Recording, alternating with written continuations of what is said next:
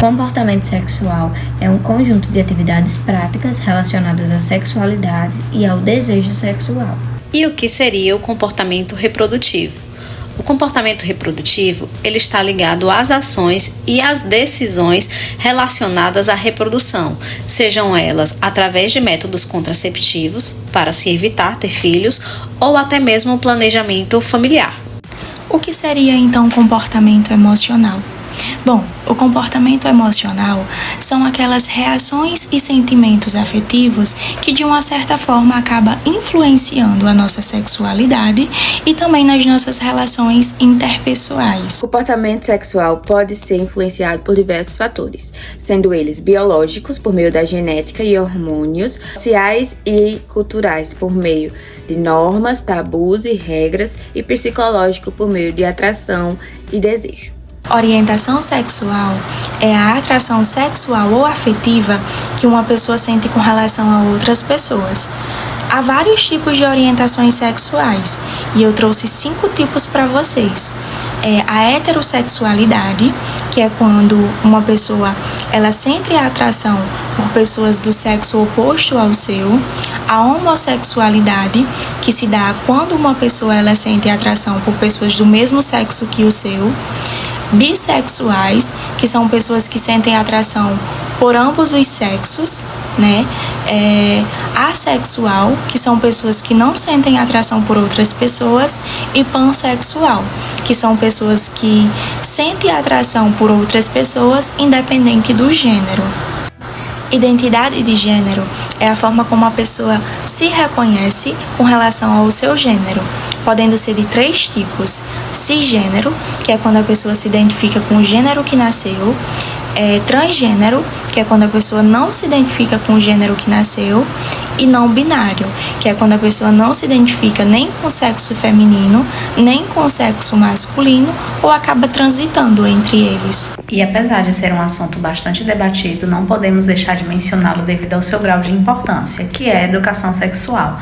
Através dela, podemos orientar o quão é importante a comunicação, o consentimento e também a saúde sexual, os meios contraceptivos e também o planejamento familiar.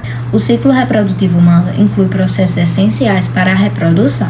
Ele começa na puberdade, quando o corpo atinge a maturidade sexual. Nas mulheres, a menstruação regula a liberação do óvulo e prepara o corpo dela para uma possível gestação.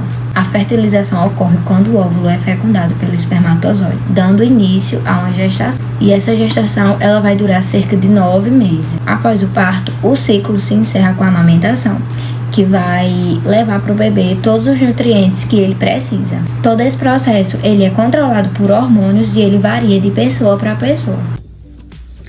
Os métodos contraceptivos podem ser naturais, de barreiras ou hormonais, que cada um possui as suas características e eficácia. Eles são de extrema importância para o plano familiar, já que, por causa deles, as famílias podem decidir o momento certo para ter filhos.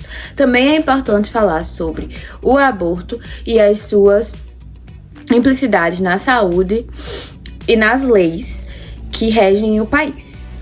E também relacionado ao sistema reprodutor, a gente consegue trazer para vocês alguns aspectos que acabam influenciando na reprodução, como, por exemplo, quem tem problema de fertilidade, que acaba tendo que aderir à fertilização in vitro, ou se não há inseminação artificial, quem já tem uma idade mais avançada, principalmente com relação às mulheres, problemas psicológicos, como, por exemplo, a ansiedade, a depressão, níveis altos de estresse também.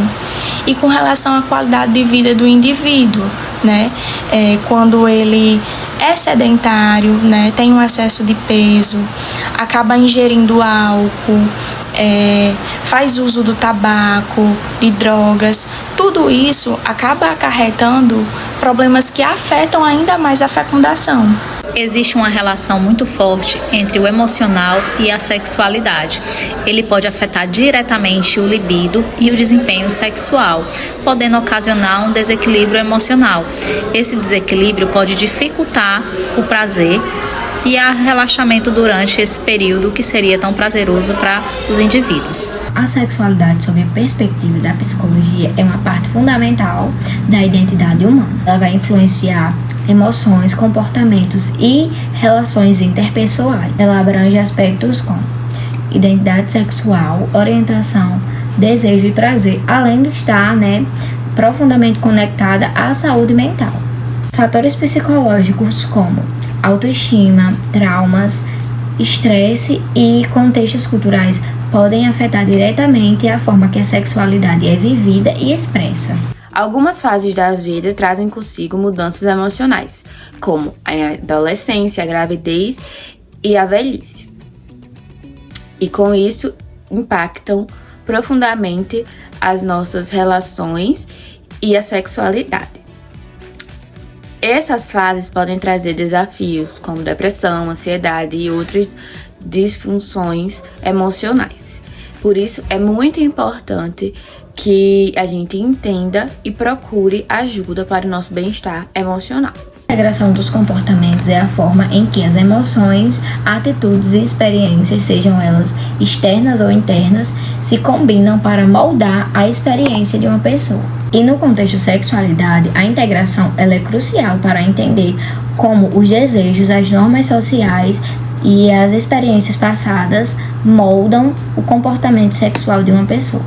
Como uma pessoa vivencia sua sexualidade é influenciado por fatores culturais, emocionais e históricos. E a integração positiva desses aspectos resulta em um comportamento sexual positivo, ajudando na construção de relações íntimas satisfatórias e promovendo uma vivência sexual mais autêntica e equilibrada. Mediante a tudo que falamos, não podemos deixar de mencionar a importância do autoconhecimento. Reconhecer os seus limites, respeitá-los, isso facilita muito as relações interpessoais. E isso é benéfico tanto para a nossa saúde física, sexual, como também para a nossa saúde emocional. De acordo com os conteúdos que já foram vistos até então, a gente pode perceber que quando temos acesso aos serviços básicos de saúde, a uma educação sexual, a um apoio emocional, de uma certa forma a gente acaba desenvolvendo uma vida sexual saudável e também conseguimos tomar certas decisões de forma responsável. Nós também podemos mencionar a relevância que tem o suporte social e profissional, seja de psicólogos, de médicos ou de qualquer outro tipo de profissional da área da saúde, tendo em vista que eles vão desempenhar um papel crucial nos cuidados dessas dimensões.